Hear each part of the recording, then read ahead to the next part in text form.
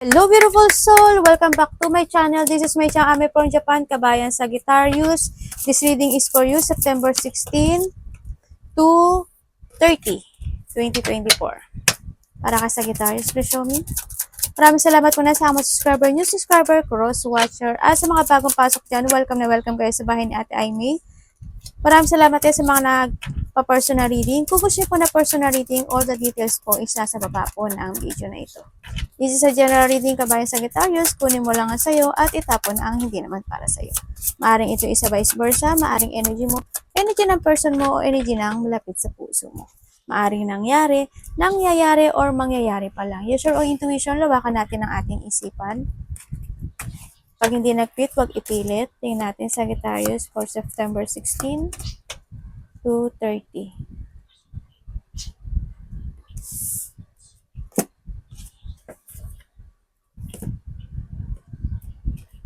Marami kayong energy sa mundong ito.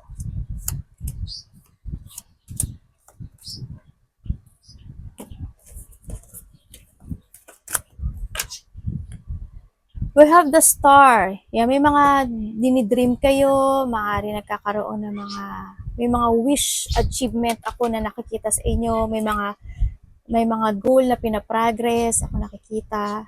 Tsaka, yun din yung pag-asa no?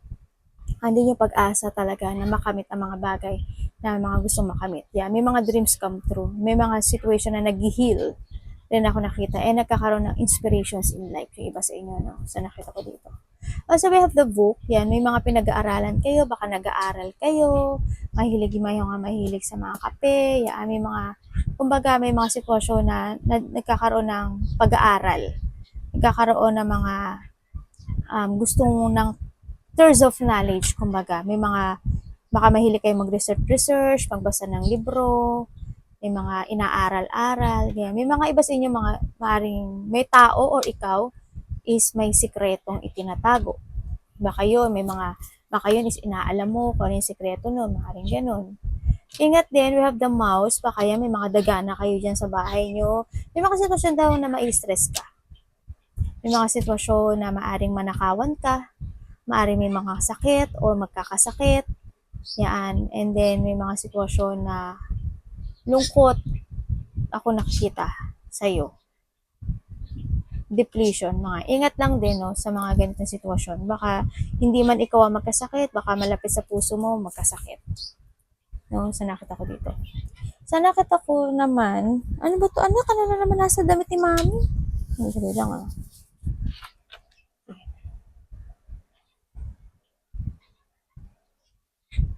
May tao nakakausap sa'yo, malapit sa puso mo. Pag-uusap, may related ang money. Pag-uusapan nyo ang money or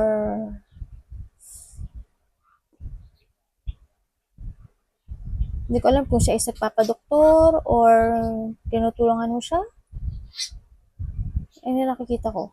May mga event ako nakikita. Maaring may mga celebration, may mga situation na nagkakaroon ng happiness ako nakikita dito. May mga sitwasyon din ako nakikita na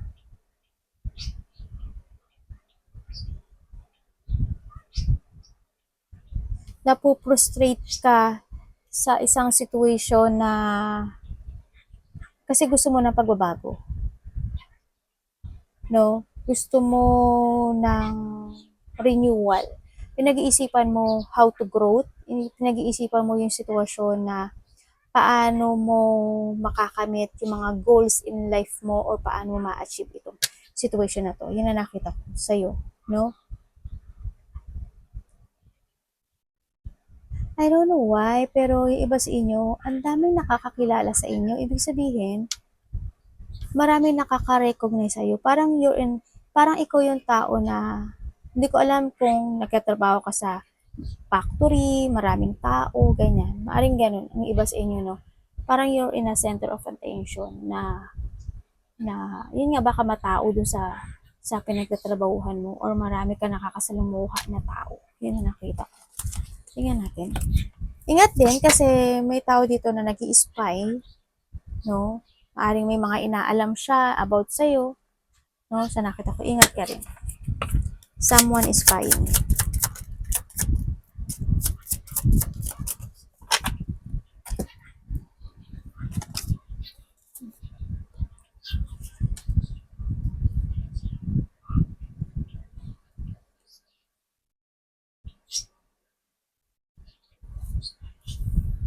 May tao na makikipag-communicate sa'yo, nahihingi ng tulong sa'yo. Maaring anak, no, ang nakita ko dito. Maaring may problema siya. Or maari din na basta malapit to sa puso mo. May problema to. Ang sensor naman ng ano natin. May hihingi daw sa'yo ng tulong. May makipag-communicate. Nakikita ko rin sa iba dito na may mga pinag-aaralan kang situation or iniisip na sitwasyon kung paano ka mapapanatag or paano mo marirelease yung mga stress in life mo sa buhay mo sa nakita ko dito. Kasi may mga sitwasyon pa ako na siguro na-stress ka, nahata ka nito para mawala yung confident mo, ganyan. Mga pinag-aaralan kang sitwasyon sa nakita ko dito. Kumbaga, may mga sitwasyon na you want to surrender para lang magkaroon ng peace of mind o magkaroon ng katahimikan sa pag-iisip mo, sa situation mo, ganyan. Ang nakita ko dito. Anong pwede ko malaman kaya ano? May tao makipag-reconciliation sa'yo. Pero, may tao makipag-reconciliation sa'yo, pero na-stress siya, hindi niya alam kung ano sasabihin niya sa'yo. Or, communication ito no, sa nakita ko dito. May tao dito na hindi siya very supportive sa'yo, sa nakita ko dito. Maaring tinutulungan mo ito, pero supportive man siya, pero maaring ikaw ang sumusuport talaga sa kanya. Pero ang nakita ko dito sa tao na to, may mga pinagdadaanan siyang situation na na-stress, sadness, anxiety, depression, or pag-aalala. Ako nakita, or maring ikaw ito, na itong taon na to wala siyang ganun na-achieve. No, wala siyang achievement in life sa nakita ko to. Kumbaga, hindi siya ganun ka-success in life. To, sa nakita ko dito. Ingat kayo, makakaramdam na kayo ng pagod. And then, parang may lakad kayo. Parang may tutulungan kayo, tapos sa lakad ka, alis kayo. Parang may lakad kayo. May mga activity ako nakikita sa inyo. Ingat ka, there's a snake ako nakikita. May cheating. May tao dito na may pangliling lang. May tao na nililing lang ka raw. Maaring to yung tao na to is tinutulungan mo, sinusuportahan mo. Yun nga, pero yun nga, baka nililing lang ka lang niya. Niloloko ka niya, ganyan. Ingat din kasi may tao ko dito na mahina. Maaring, I hope hindi ikaw, pero nakita ko ikaw ang tutulong eh. I hope hindi ikaw na may taong weak or maaring may sakit. Ako nakikita dito. No? May tao rin na arrogante. Yun na nakita ko. Mahaba na naman yung ano natin. Yung video ko mahaba eh, no? Sa kahanap ng ano eh. Tingnan natin.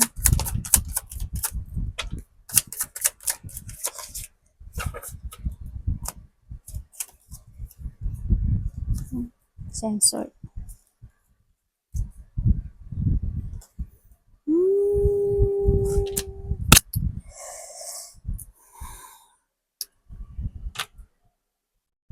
Meron tao dito, hindi talaga, simula pa lang dito, nakita ko niya. Hindi siya stable. Maaring lovers or malapit sa puso mo, sa nakita ko, hindi siya stable. Maaring may trabaho siya, pero hindi ganun ka-stable ang nakikita ko sa kanya. May tao na ano eh, may insecurity. Someone is obsessed. Someone is obsessed, someone is insecure, may tao na insecure, may tao na disloyal, may tao na magulo yung isip, may tao na delikado eh. No? Kumbaga, masamang espiritu. I don't know why, pero they value you as a person na tao na makakatulong sa kanya mga pangailangan. Well, alam ko na alam mo naman na itong tao na to is wala siyang ganong kakayahan na to support you or to support yung, if you have a family, ganun, alam ko na alam mo naman, at yun naman yung pinagtitisan mo, na nagiging patient ka dito sa tao na to, kasi alam mo na wala siyang maibibigay sa'yo. Yun na nakita ko.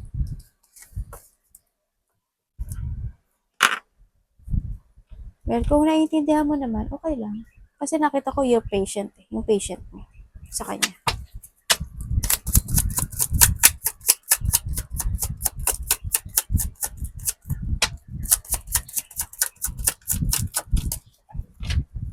Mabait naman kayo eh. Nyak. Bakit?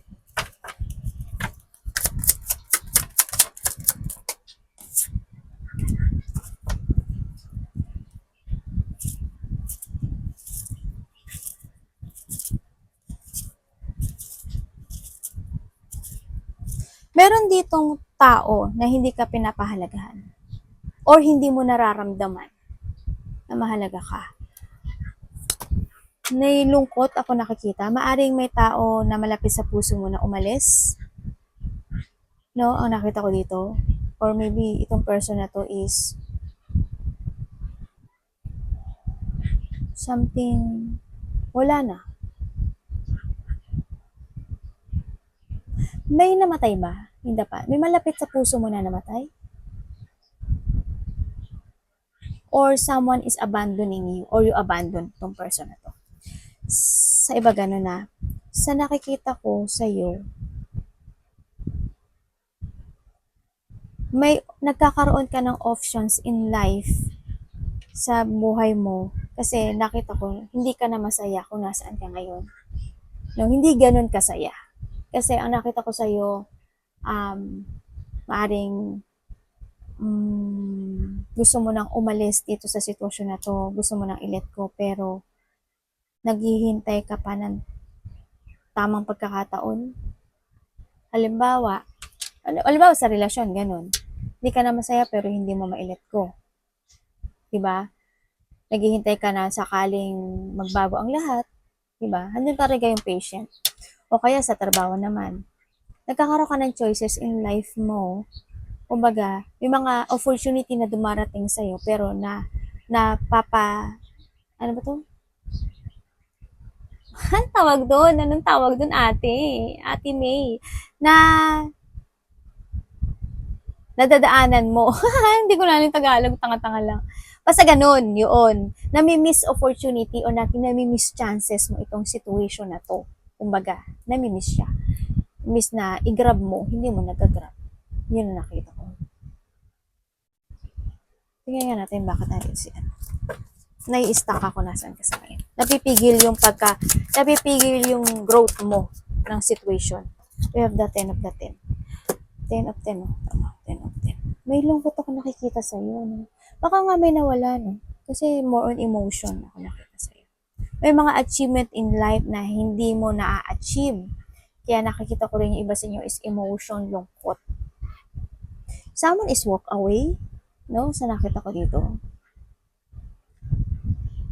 Someone is walk away. May umalis. Talaga.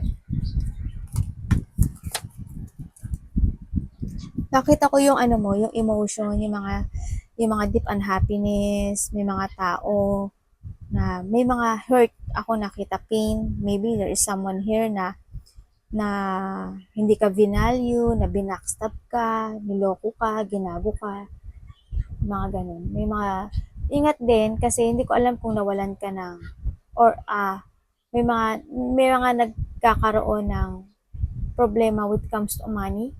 May tao na may problema sa money. Nasa-short siya sa money, nalalack of money, may taong insecure, may taong makasarili. Ayun ang nakikita. May insecurity. Basan, puso mo. Baka sa trabaho mo, may taong mga nai-insecure sa'yo. O sa karelasyon mo, ganyan. Bakit po?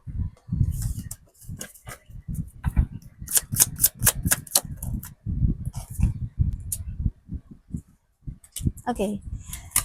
Naghihintay ka ng tamang panahon dito sa sitwasyon mo kung kailan darating yung change or success in life mo, no? Sa nakita ko dito. Yung mga opportunity. No? Sa ngayon kasi, you are trapped sa isang situation, nagkakaroon ka ng frustration kasi nga, yun nga, hindi nagkakaroon ng very successful sa buhay mo ngayon. You want to release yung mga situation na to, pero naghihintay ka pa ng tama panahon. Sa ngayon, maaring na-analyze mo, pinaprogress, or may mga sitwasyon na nagwe-wait ka ng tamang direction sa buhay mo. No? Nagkakaroon din iba sa iyo ng self-imprisonment. May mga sitwasyon na dapat mo daw alisin sa sarili mo. Ako nakikita. If you have addiction, alisin mo yon, diba? Nakita ko. Pwede ko pa pumakita sa inyo.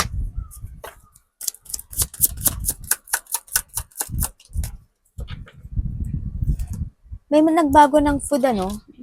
Ay, may tao na nag-change ng food dito. No, it's good naman. It's better for health. Ang nakikita ko dito. Apart to family, may tao dito na nag-change ng kanyang pagkain. Good. Kasi if ever na hindi siya mag-change ng pagkain, ito mangyari sa kanya. Bakit ganun? May problema kayo sa pera? May taong may sakit. May taong may sakit talaga. Pero, we have the sun naman, ibig sabihin, kahit pa paano, nagkakaroon ng successful. But, there's a pain. Ako nakikita pa rin sa'yo. If there is someone here na umalis or nag-abandonahan sa'yo or may nawala from the past na namatay, maaari isa yon kaya nagkakaroon ka ng emotions na pain. No? Ingat ka rin kasi also this week, mga natitirang araw, may mga emotions, lungkot, ako nakikita sa'yo, depression also. I hope walang separation o may separation na nangyari. May mga sitwasyon na makakaramdam ka raw ng hopeless. Yan, may mga sitwasyon na mag-hurt o maiinis. May mga sitwasyon na maaaring hindi pagkakaintindihan, away man yan, emotional pain, mga disappointment, mga storm na darating sa buhay mo. Ingat ka lang din, mga problema rin. May mga sitwasyon na maaring lokohin ka, problema sa pera, nakawan sa pera, pagnanakaw, mga ganyan. Ingat ka. May mga sneaky person ako nakikita sa paligid mo. Ingat ka talaga.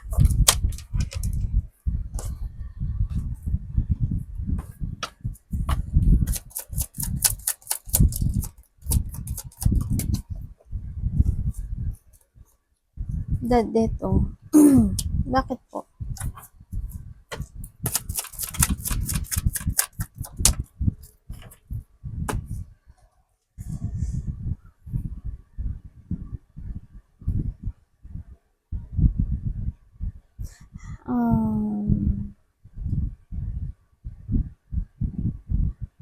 When it comes sa'yo, nakikita ko ang bagal ng recovery. May tao dito na ang bagal ng recovery, ang bagal mag-transform. May mga sitwasyon din ako nakikita na ang bagal eh.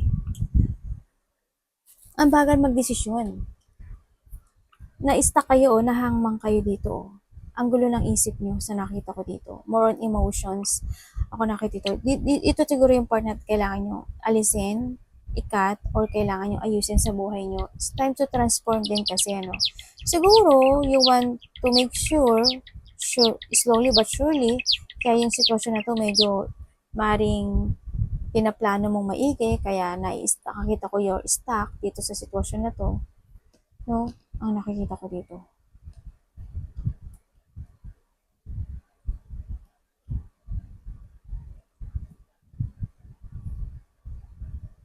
Bakit pa nandiyan si ano? May tao dito na sinusuporta mo na ang bagal niya. Parang walang improvement sa kanya. When it comes sa'yo, andun yung suporta mo when it comes sa your family. Yan, mga mahal sa buhay. Yan, you want to make sure talaga yung future nila, di ba? Nakita ko, andun talaga yung pagtulong at suporta sa kanila. May tao rin na makipag-communicate sa'yo na a part of the family, ako nakikita. Maaaring yun nga, pag-uusap when it comes to money or solutions when it comes to our money. Ang nakita ko dito. May tao ba na nagpapa-hospital? Kasi may nakita kasi akong either nagpapa-hospital siya, maaaring tapos na sa iba, o nagpapa-hospital siya. Hindi ko alam kung may na-confine or may na-paralyze, something ganon, or nagpapadoktor itong tao na to sa nakikita ko, no?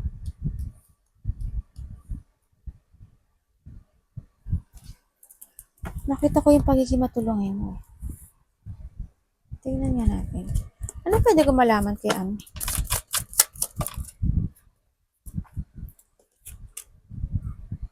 Ang emotions mo no? May nangyari, no? Nakita ko yung lungkot mo.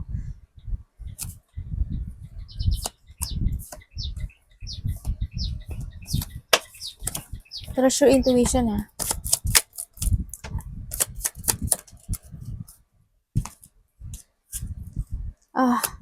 Again, the Three of Swords. I hope.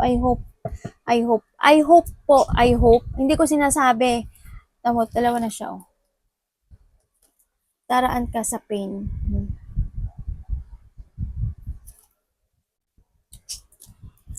May mga shocking. Hindi naman kita tinatakot. Basta may mga situation na unexpected. No, unexpected yung mangyayari. Kaya may tao dito na kailangan ng self-care. Ingat din, no? Basta unexpected na there's a pain. I hope hindi ganun kalaki. I hope away lang. I hope may irita ka lang. I hope maiinis ka lang. I hope na hindi talaga super big problem ang mangyari sa'yo. No? Kasi nakita ko rin talaga yung stress mo. Yan. Sana hindi ka rin manakawan talaga. Baka, I hope kahit sana manakawan na lang, di ba? If ever, na maliit lang naman sana. Sana mawalang buhay, sana manakawan ka na lang. The best yun. O kaya, magkaroon lang ng konting away. Okay pa yun, di ba? Kasi more on emotions ang nakikita ko sa'yo. Is bigla akong nahilo, ah. May nahihilo ba? Kasi bigla akong nahilo, eh.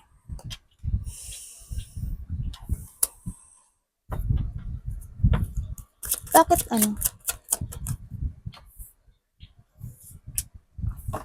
maring may tao na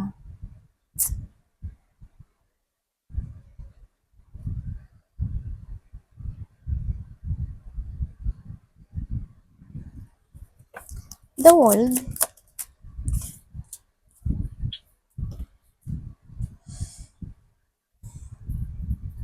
yung sa iba dito nagkaroon ng separation because of the third party. Yung iba lang naman. Kasi may tao ko nakita na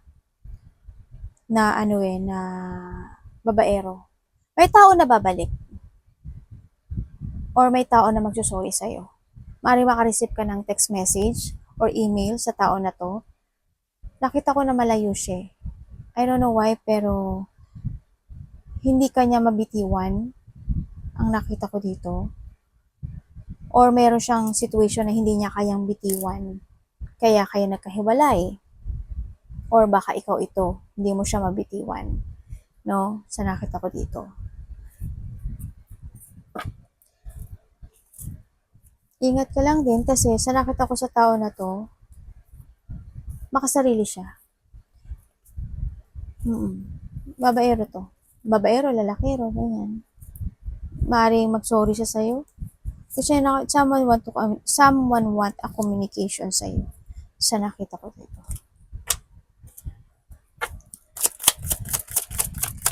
May tao na maaaring matanda or partner, part of the family, maaaring ikaw rin, bandang tiyan, masakit ang nakikita ko.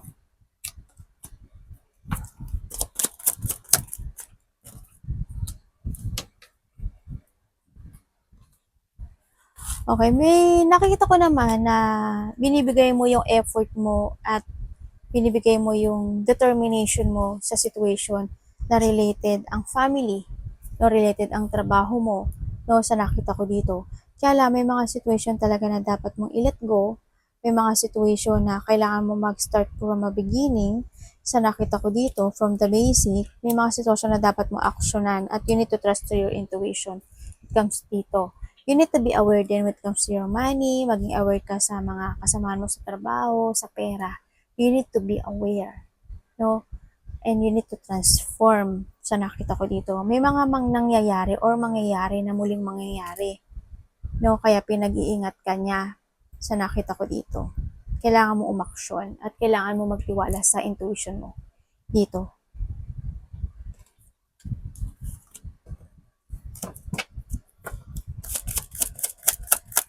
You need to learn from the past din. Ang nakita ko dito ha. May mga dapat ka daw kasi i-let go.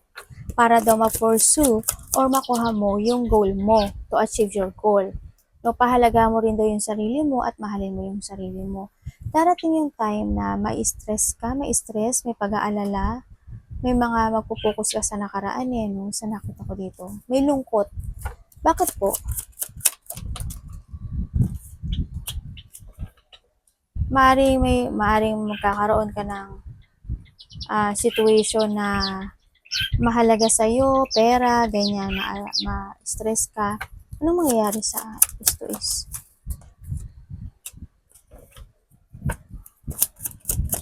Ibig sabihin, may tutulungan ka na mahalaga sa iyo na nasa situation siya na drain, stress, anxiety, nasa situation siya na kailangan niya mag-heal. May sinusuportahan ka raw, taong mahalaga sa iyo na mahal mo, na kailangan ng healing or maybe you need to heal. No, sa nakita ko to para bumalik na yung confident mo.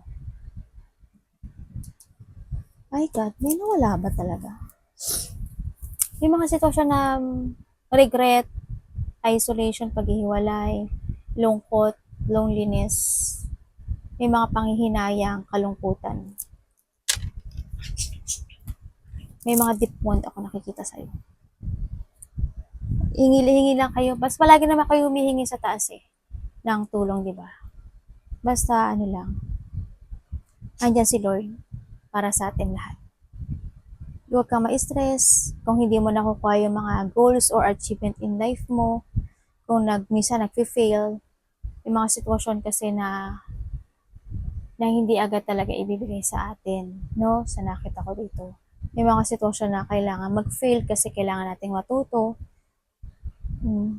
Huwag ka lang mawala ng pag-asa. Alam ko naman na hindi ka nawawala ng pag-asa sa buhay. No? It's time to heal.